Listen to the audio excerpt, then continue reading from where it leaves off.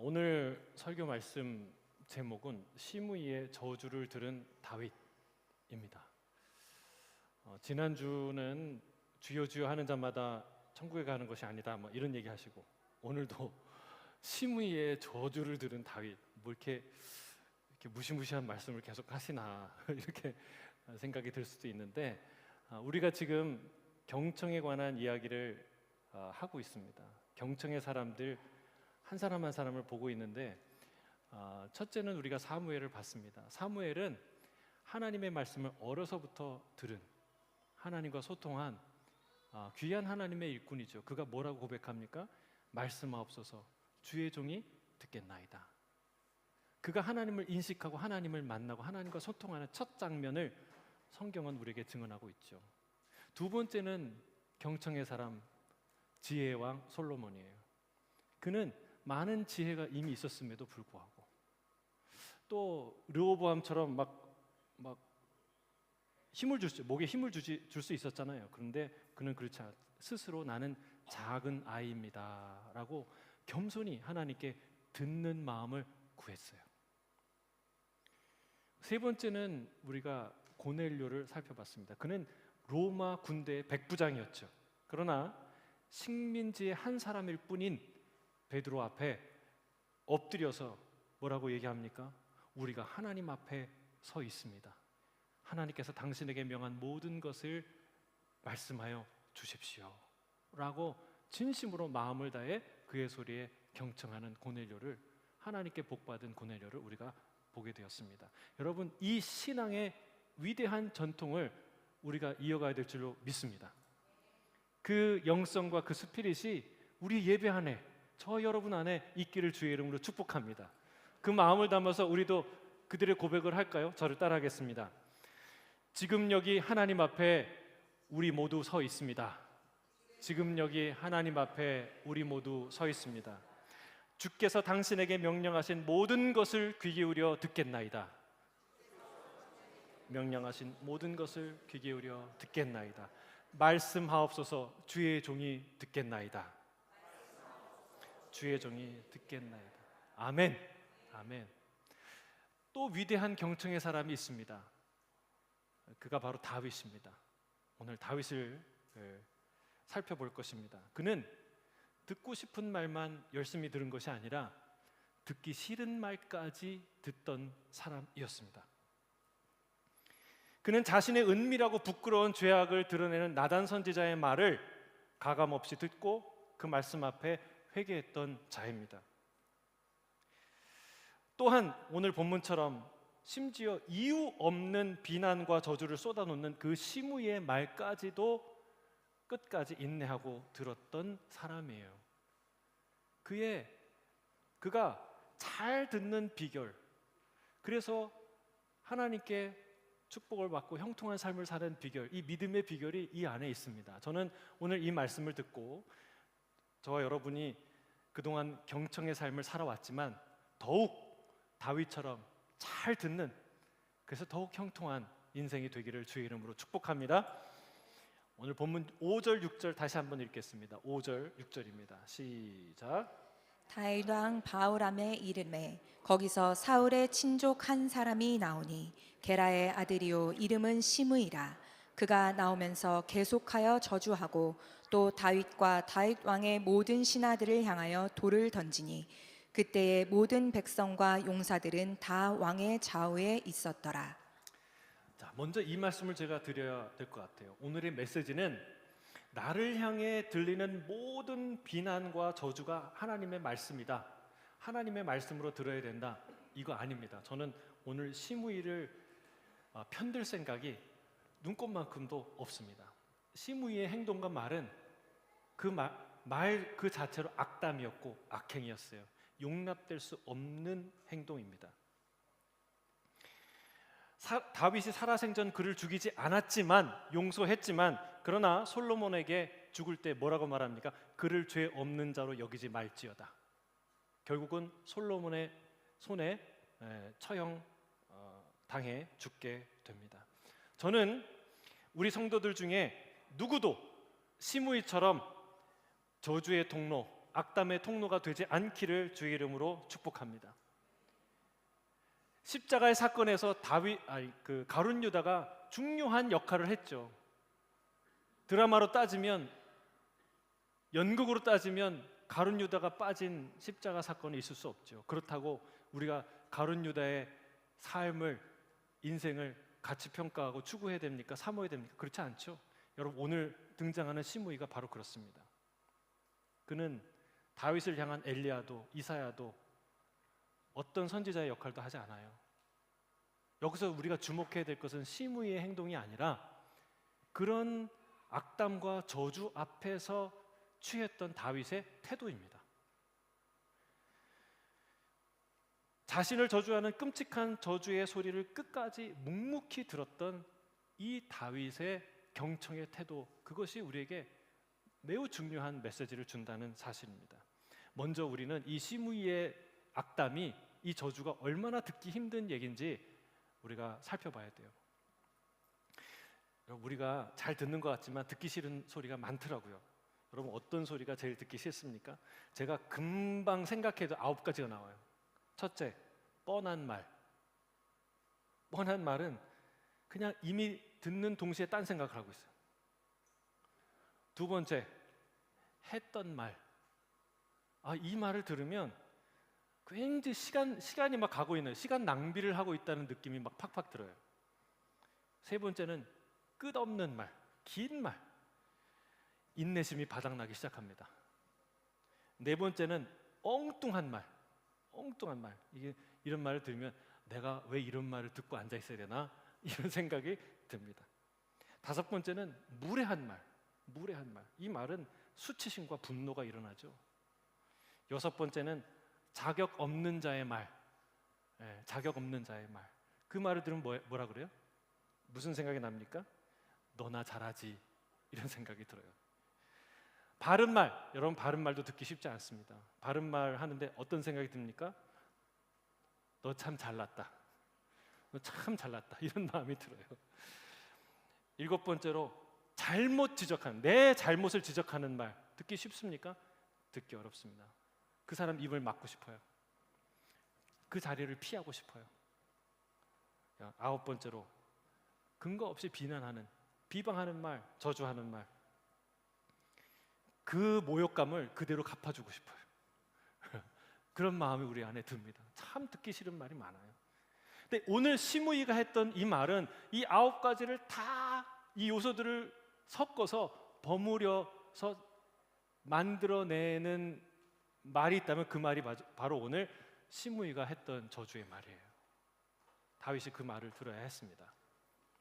자, 우리 본문 7절 8절 같이 읽어볼까요? 7절 8절 시작. 시므이가 저주하는 가운데 이와 같이 말하니라. 피를 흘린 자여, 사악한 자여, 가거라 가거라. 사울의 족속의 모든 피를 여호와께서 내게로 돌리셨도다. 그를 이어서 내가 왕이 되었으나 여호와께서 나라를 내 아들 압살롬의 손에 넘기셨도다. 보라, 너는 피를 흘린 자이므로 화를 자초하였느니라 하는지라. 다윗을 뭐라고 규정합니까? 피 흘린 자. 여러분, 다윗이 피를 흘렸습니까? 흘렸죠. 많이 흘렸죠. 그래서 성전도 못 졌잖아요. 근데 이게 골리앗을 상대한 이후에 수많은 전쟁을 감당해야 됐기 때문에 어쩔 수 없이 일어난 일들이죠.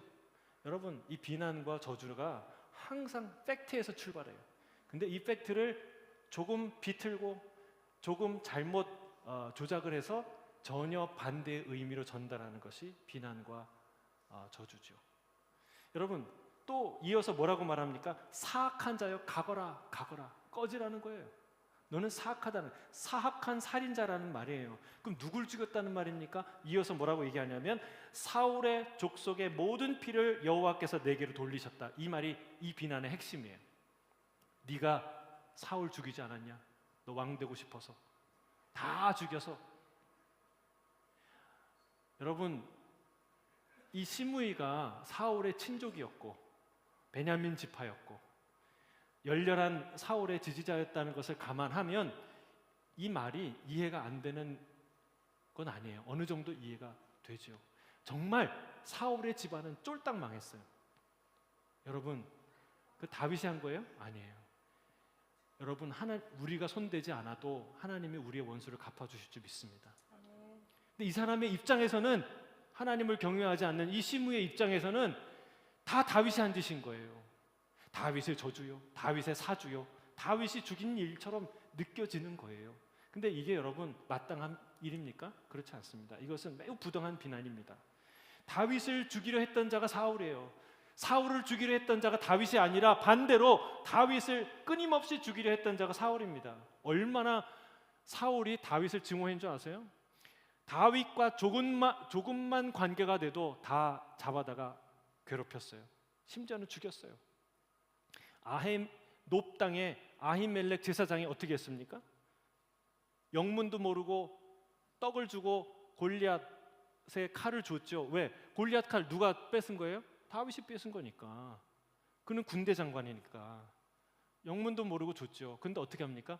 그것을 빌미로 반역자와 내통한 죄를 뒤집어 씌워서 이 아히멜렉을 죽일 뿐만이 아니라 제사장을 죽인 것도 큰 죄인데 85명의 제사장을 다 죽이고, 성경에 보면은 그 아이들까지, 부녀들까지 그 마을을 완전히 학살한 일. 그럼 얼마나 이 증오심이 가득 찼으면 그렇게 했을까? 여러분, 사울을 죽이려 했던 자가 다윗이 아닙니다. 오히려 다윗은 사울을 살렸습니다. 2번이나 결정적으로 사울을 죽일 수 있는 기회 어떻게 했습니까? 하나님께서 기름 부은 자를 내가 칼을 들어 해할 수 없다라고 하면서 사울을 2번이나 살리지 않습니까? 여러분, 성경은 사울과 그 아들 요나단이 전쟁터에서 한날에 죽는 것을 하나님의 예언이에요. 하나님의 심판이라고 말하고 있습니다. 그가 교만하게 하나님을 버리고 교만한 삶을 살았기에 엔돌의 신접한 여인을 만나고 그에게 물은 그런 죄를 하나님께서 그에게 갚으신 것이죠. 사울이 죽은 이후에 왕이 된 이스보셋을 죽인 것도 여러분 다윗이 아닙니다. 그 부하였던 레갑과 그의 형제 바하나가 그 암살자들이 왕을 죽여서 목을 베어서 전리품처럼 다윗에게 갖고 왔죠. 근데 다윗이 기뻐했나요? 아닙니다. 깜짝 놀라고 슬퍼했습니다. 그리고 그것을 전리품처럼 바치는 레갑과 바하나를 오히려 목을 베서 그 죄를 묻습니다. 그리고 장사를 치르죠. 여러분, 사울과 요나단이 죽었을 때도 기뻐하지 않았습니다. 군대 장관 아브넬이 죽었을 때도, 적장이 죽었을 때에도 그를 위해 소리 높여 울었습니다. 여러분, 많은 사람들이요, 이 다윗을 뛰어난 정치 감각에 뛰어난 그런 정치인이다라고 해석하는 사람들이 있어요. 물론 정치 감각에 뛰어난 건 나쁜 일은 아니죠. 그러나 이 다윗이 했던 이 모든 일이 정치적인 행동이었을까요? 그냥 정치 공학적인 계산에 의해서 이때는 한번 울어줘야 돼. 이때는 한번 이렇게 죄를 물어줘야 돼. 그래서 했을까요? 여러분, 그렇지 않습니다. 그랬다면 하나님의 마음에 드는 그런 하나님을 감동시키는 그런 위대한 영웅이 될 수 없었습니다. 그리고 성경은요, 아브넬을 위해서 통곡하고 울 때에, 금식할 때에 백성들이 그 진정성을 보고 기뻐했다고 말합니다. 왜 기뻐했을까요? 이건 굉장히 중요한 표현이에요. 기술이에요. 왜냐하면 그 당시 왕조가 바뀔 때, 왕이 바뀔 때는요, 끔찍한 학살과 보복이 자행됐어요. 상상할 수 없는 지금의 정치 보복은 아무것도 아니에요. 그의 아들과 그의 관계된 모든 사람들이 학살되는 그런 일들이 매번 있었어요. 그러나 사울에서부터 다윗으로 이어질 때는 어떻게 해요? 보복과 학살이 아니라 우정과 신뢰와 존중의 과정을 백성들이 지켜봤기 때문에 기쁜 거예요. 그 다윗의 모든 언행이 진정성이 있었기 때문에 진정한 통합이 일어납니다. 나중에 이스라엘 백성이 르호보암 때 갈리잖아요. 근데 유일하게 유다와 함께 편 지파가 있었는데 어느 지파예요? 베냐민. 바로 이 베냐민 지파입니다. 왜 그랬을까요? 두 지파가 왕을 배출한 지파이기 때문에 다른 지파 함께 할 수 없으니까 두 지파가 함께 했나요? 그렇지 않습니다. 오히려 사울과 다윗 왕조는 그 집안은 영영 얼굴을 보지 않을 그런 관계가 될 가능성이 매우 높았어요. 그럼에도 불구하고 유일하게 끝까지 유대의 편에 섰던 자들이 누구예요? 베냐민이에요. 다윗의 이 진정성이 통했던 거예요. 진정한 사회적인 통합이 일어났던 거예요. 그들을 위해 눈물 흘렸던 사람이 누구예요? 다윗이에요. 그런데 이 부당한 말도 안 되는 이런 비난과 조롱을 지금 누가 받고 있어요? 다윗이 받고 있는 거예요.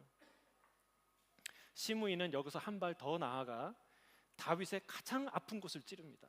그러니까 뭐라고 얘기합니까? 여호와께서 나라를 내 아들 압살롬에게 넘기셨도다. 보라, 너는 피 흘린 자이므로 화를 자초하였도다라고 말을 하고 있습니다. 여러분, 비난도 때가 있어요. 타이밍이 있는데 어떤 타이밍의 한마디는 평소에 얘기하는 것 10배, 100배의 아픔으로 다가오는 거예요. 지금 이때 누구에게? 압살롬에게 패하여 쫓겨 도망가고 있는 때예요. 원수도 아니에요. 블레셋도 아니에요. 차라리 원수였다면, 이집트였다면, 강대국이었다면 여러분 전쟁사에 그런 일이 이기는 날도 있지만 지는 날도 있겠죠. 근데 이 누구예요? 자기 아들, 가장 신뢰하고 사랑하고 아꼈던 그 아들에게 쫓겨서 그 아들이, 사랑하는 아들이 아버지를 죽이겠다고 칼을 빼들고 쫓아오는 그런 상황인 것이죠. 그때 이 다윗의 마음은 어땠겠어요? 비참하죠. 그러니까 이 시므이가 정말 간악한 자예요. 그러니까 우리 그 격투기에서 그거 있잖아요. 상대방이 딱 어디를 다쳤는데 거기만 계속 때리는 거예요. 잔인한 행동이죠. 이 일을 시므이가 계속 하고 있는 거예요. 아픈 데를 찌르는 거예요. 그러니까 이 말을 듣고 있던 그 주변에, 다윗 주변에 신하들 중에 군대 장관 중에 한 명인 아비새가 뭐라고 합니까? 왕이시여, 저 어떻게 이 죽은 개 같은 자가 내 주 왕을 저주하겠습니까? 내가 가서 이 자의 목을 베어오겠습니다. 여러분, 옆에 있는 자도 못 듣겠다는 거예요. 들을 수가 없을 정도로 너무나 참혹한 비난과 저주의 말이 쏟아졌다는 것입니다. 근데 이때 다윗이 아주 놀라운 얘기를 합니다. 정말 보통 사람으로는 하기 힘든, 쉽지 않은 말을 합니다. 자, 우리 본문 10절에서 12절 말씀 같이 읽어볼까요? 10절에서 12절 시작. 왕이 이르되 수루야의 아들들아, 내가 너희와 무슨 상관이 있느냐? 그가 저주하는 것은 여호와께서 그에게 다윗을 저주하라 하심이니 내가 어찌 그리하였느냐? 할 자가 누구겠느냐 하고, 또 다윗이 아비새와 모든 신하들에게 이르되 내 몸에서 난 아들도 내 생명을 해하려 하거든. 하물며 이 베냐민 사람이랴.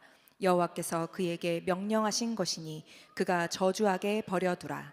혹시 여호와께서 나의 원통함을 감찰하시리니 오늘 그 저주 때문에 여호와께서 선으로 내게 갚아 주시리라 하고. 다윗이 말합니다.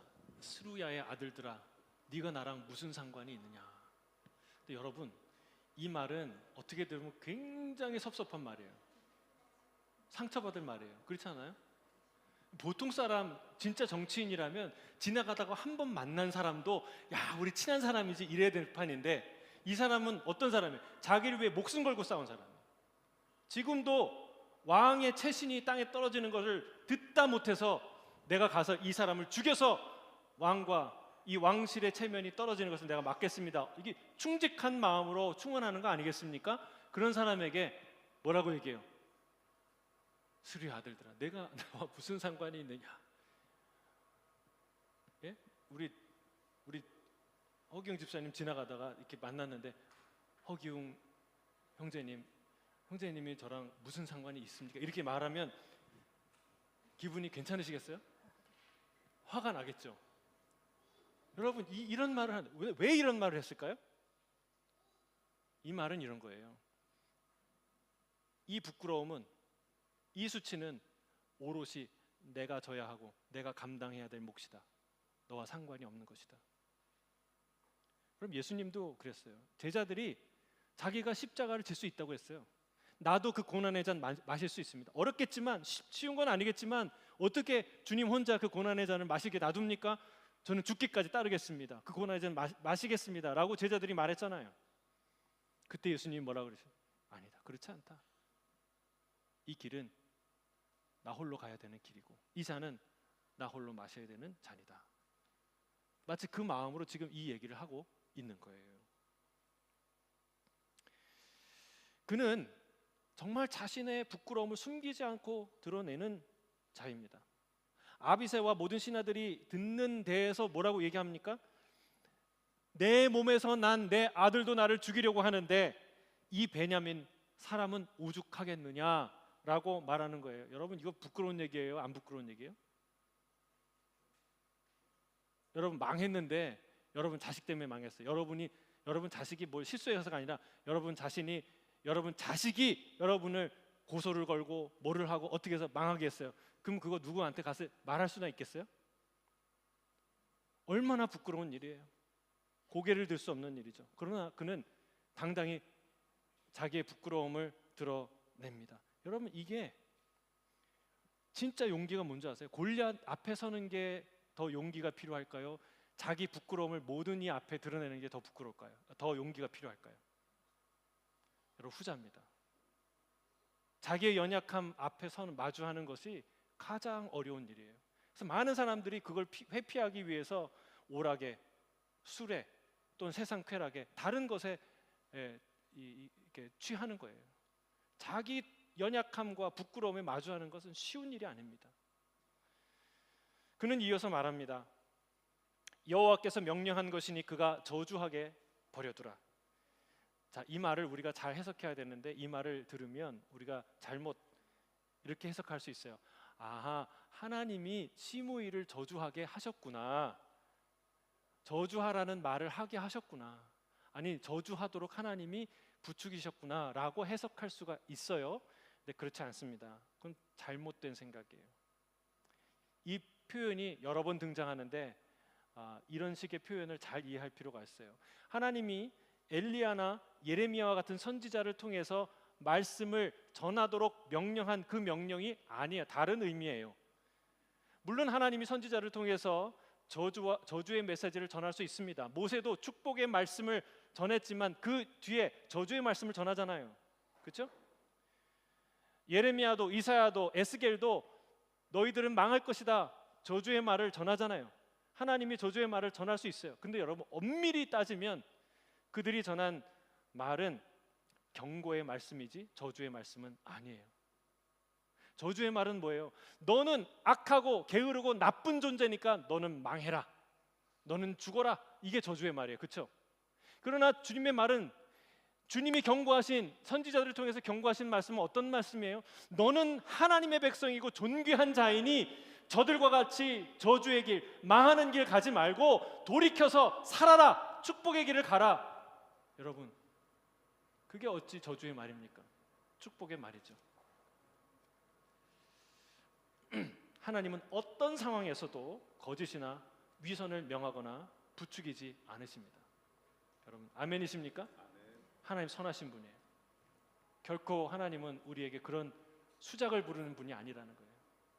술수를 부리는 분이 아니라는 거예요. 다만 악한 자들의 그 악한 활동들을 통해서도 선을 이루시는 분이라는 거예요. 마치 요셉의 형들이 그 악한 일을 했는데 동생을 죽이려고 했고 차마 죽이지 못해서 노예로 팔아버렸잖아요. 그럼 노예로 팔아버린 일은 덜 악한 일입니까? 끔찍한 일이죠. 여러분, 이게 용서받지 못할 일인 맞아요. 이 형들이요, 끝까지 두려워합니다. 아버지가 죽을 때 또 두려워했어요.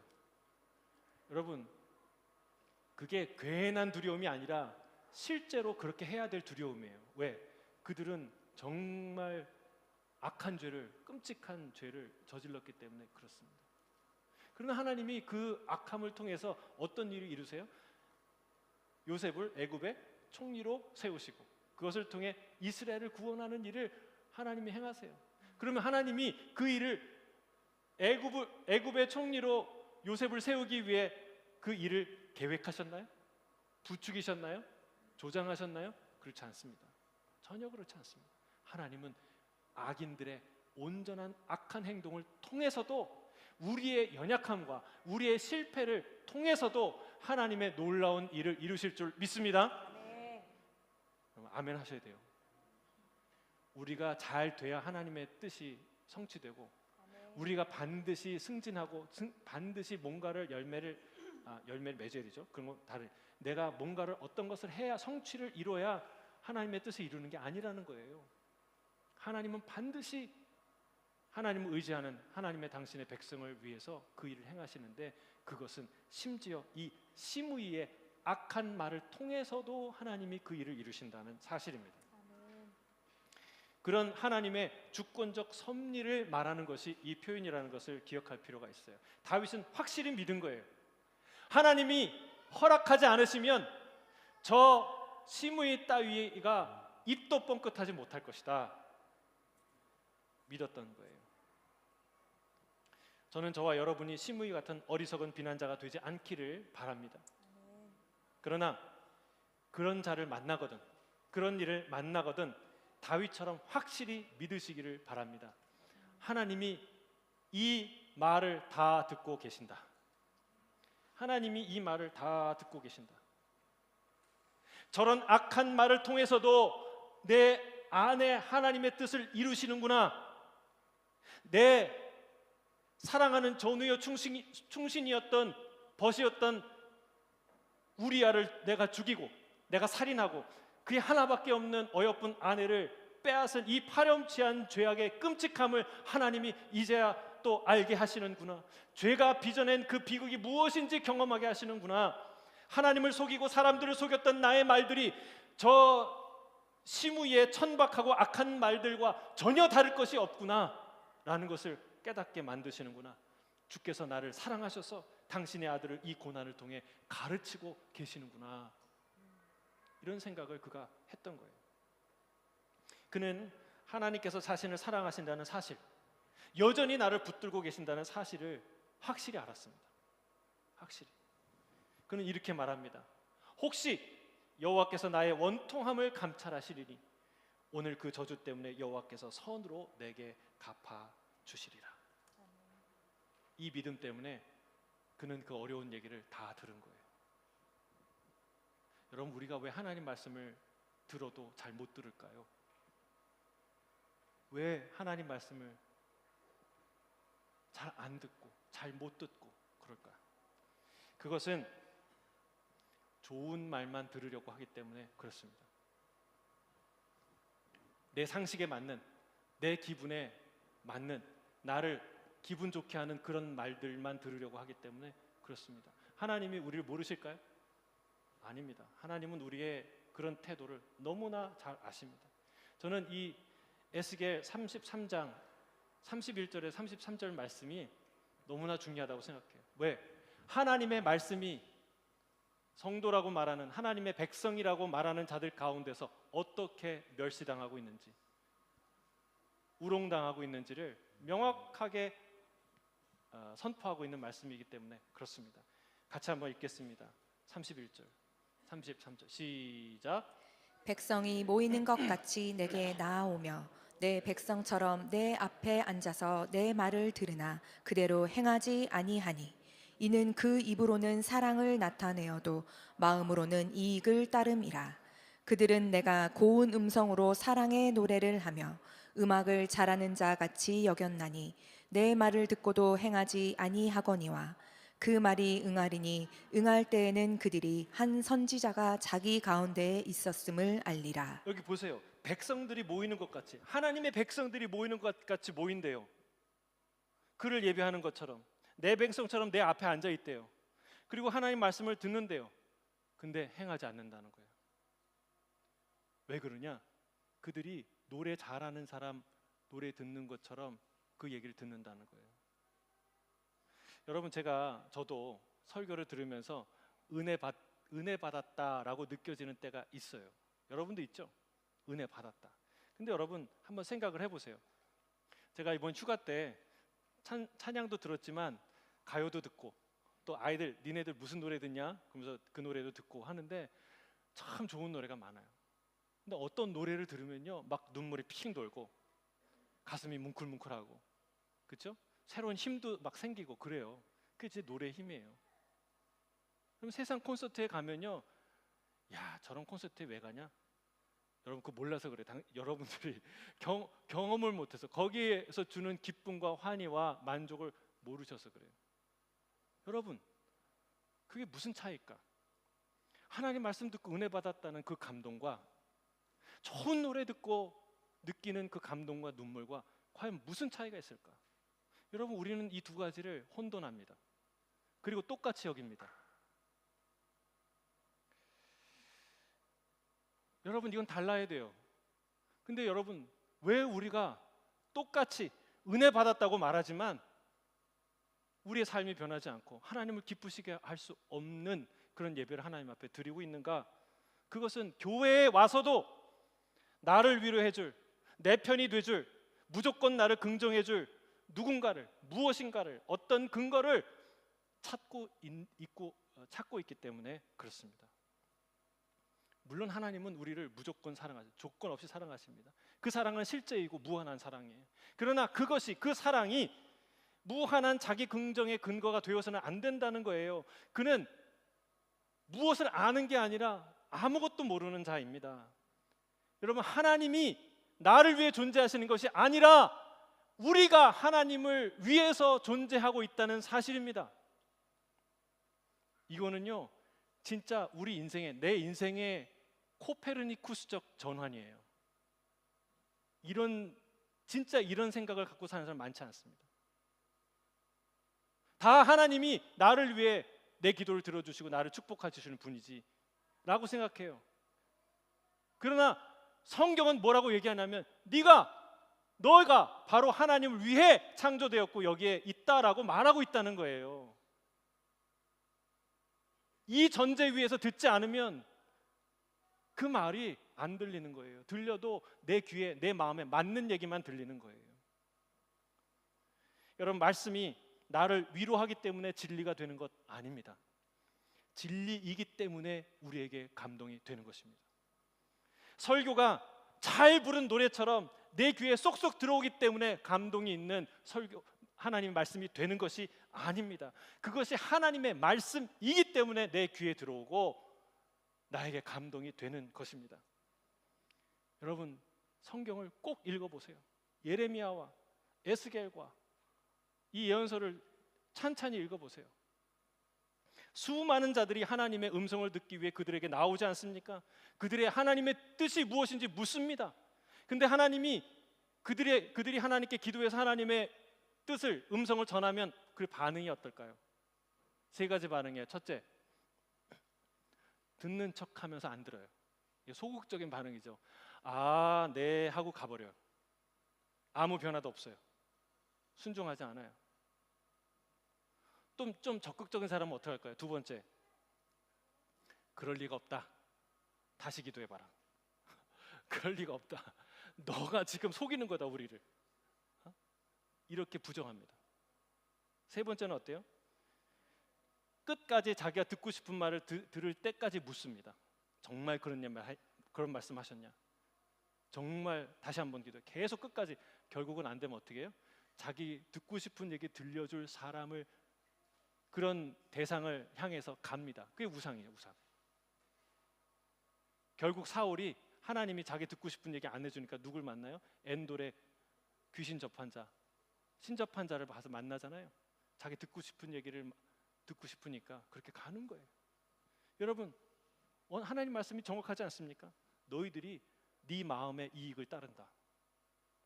하나님이 명령하시는 것을 내 삶의 기준으로 삼아야 되는데 내 마음의 이익에 부합하는 하나님의 말씀을 골라서 그것이 하나님 말씀이라고 착각하는 거예요. 그건 하나님 말씀이 아니라 내가 취한 내 이론이요 내 신학이지 하나님 말씀이 아니에요.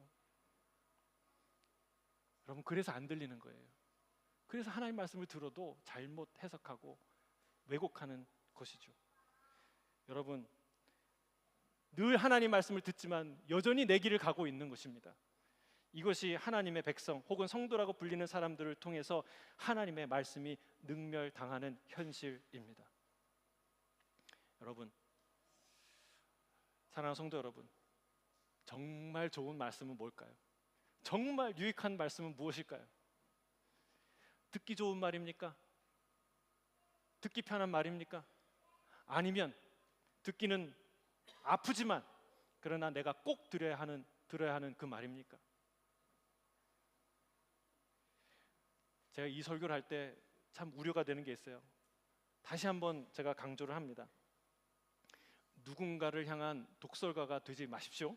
아, 그래, 내가 아픈 얘기를 들어야 성장하는 거야. 그리고 다른 사람한테 이 얘기를 하는 얘기가 아니에요. 여러분이 시므이가 될 필요가 없어요. 왜? 세상에는 시므이 같은 존재가 차고 넘치니까. 누군가가 그 얘기 다 할 거예요. 여기서 포인트는 뭐예요? 내가 시므이 같은 사람을 만났을 때 다윗같이 들을 수 있느냐는 거예요. 내가 다윗은 불편해도 하나님의 말씀을 귀 기울여 듣습니다. 여러분, 다윗은 바로 이 점에서 위대한 왕이 되는 거예요. 여러분, 한때 위대한 사람들은 많이 등장해요. 사울처럼. 사울은 진짜 영웅이었어요. 여러분 생각해 보세요. 아무것도 없는 부족 국가에서 왕권이 이제 세워지는 그런 왕조를 세운 사람이 누구예요? 사울이에요. 그가 농사지었어요. 농사짓다가 아람이 쳐들어왔다는 얘기를 듣고 어떻게 분개해서 그 자기의 몰던 그 소를 12조각으로 찢어가지고 보내잖아요. 그때 이제 성령이 감동해서 그때부터 전쟁에 싸우는데, 여러분 그땐 무기도 없었어요. 농사졌잖아요. 왕이 농기구 갖고 싸웠어요. 그 이후에 수많은 전쟁들을 승리로 이끌었어요. 가장 하이라이트가 어딜까요? 아말렉과의 전쟁. 아말렉은 강대국이었어요. 강한 나라였어요. 근데 그거를 그 아말렉과 싸워서 멸절시키지 않습니까? 제가 최근에 이제 그 아마존에서 나온 그 하우스 오브 데이빗이라는 8편짜리 그 드라마를 봤는데, 이 과정을 다윗이 골리앗과 싸워서 이기는 그 장면을 정말 드라마틱하게 하셨는데, 기회가 되면 꼭 보시길 바랍니다. 참 이 과정도 나와요. 근데 그가 아말렉과 싸우고 이겨서 그가 영웅이 된 거예요. 근데 여러분 진짜 영웅이에요. 많은 이스라엘 사람들이 존경하고 사랑했어요. 그런 왕이었어요. 근데 그가 아말렉과 싸우고 나와서 어디에서 실패합니까? 사무엘의 꾸지람을 못 견딥니다. 사무엘의 꾸지람을 그 앞에서 회개하지 않습니다. 여러분, 우리가 다 그만 하니까 서로의 얘기를 듣지 그래도 듣기 힘들죠, 그렇죠? 근데 여러분에게 한 나라를 좌지우지하는 힘과 권력과 부를 준다면 여러분 들으시겠습니까? 절대 못 듣습니다. 여러분, 이 사울 왕은요 얼마든지 이 사무엘에게 누명을 뒤집어 씌워서 그를 제거할 수 있는 힘이 누구에게? 사울에게 있었어요. 여러분, 그러니까 그 말이 들리겠습니까? 일개 종교 지도자가 왕에게 이래라 저래라 하는 말이 얼마나 고깝게 들렸겠어요. 여러분, 이게 쉽지 않은 일이에요. 근데 다윗의 위대함이 바로 거기 있다는 거예요. 다윗은 여러분 사울 왕의 이 죄는요 사실은 다윗의 죄와 비교할 수 없을 정도로 좀 미미한 것처럼 보여요. 왜냐하면 물론 불순종이 큰 죄지만 영적인 죄잖아요. 영적으로 부끄러운 일이지만 적어도 도덕적으로 파렴치한 죄는 아니잖아요. 근데 여러분, 다윗이 지은 죄는 파렴치한 죄예요. 부끄러운 죄라고요. 사울이 만약에 그때 회개했더라면 역사가 달라질 수 있었어요. 그러나 그는 그렇게 할 수 없었고 그렇게 할 마음도 없었습니다.